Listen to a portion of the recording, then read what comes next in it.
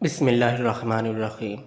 نام کتاب بابا خدا حافظ۔ زندگی نامے شہید عبدالحسین برونسی سن 1321 شمسی 1942 عیسوی میں شہر تربت حیدریہ کے گلبوی کدکن نامی گاؤں میں پیدا ہوئے۔ کفر و طاغوتی طاقتوں سے برسر پیکار رہنا گویا ان کی فطرت میں شامل تھا۔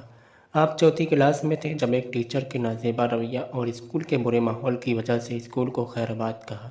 سن 1341 شمسی 1962 عیسوی میں فوجی ٹریننگ کے لیے بھرتی ہوئے۔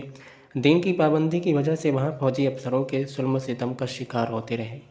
سن 1347 شمسی 1968 عیسوی میں آپ کی شادی ہوئی۔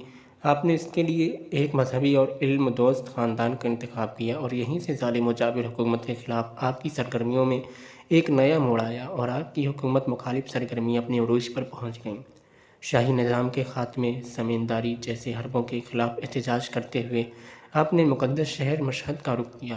کچھ دنوں بعد ایک عظیم مقصد کے تحت آپ نے راج گیری کا کام شروع کیا اور کام کے ساتھ ساتھ دینی تعلیم بھی حاصل کرنے لگے۔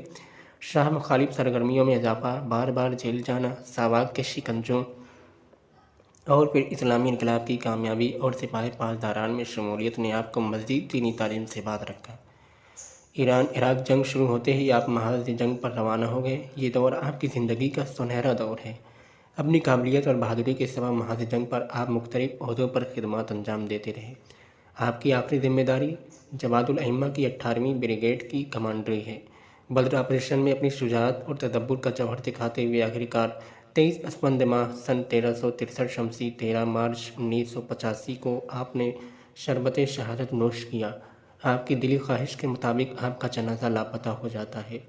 آپ کی روح پاک کو 9 اردیبہشت ماہ 1364 شمسی 29 اپریل 1985 کو مشہد میں دفن کیا گیا۔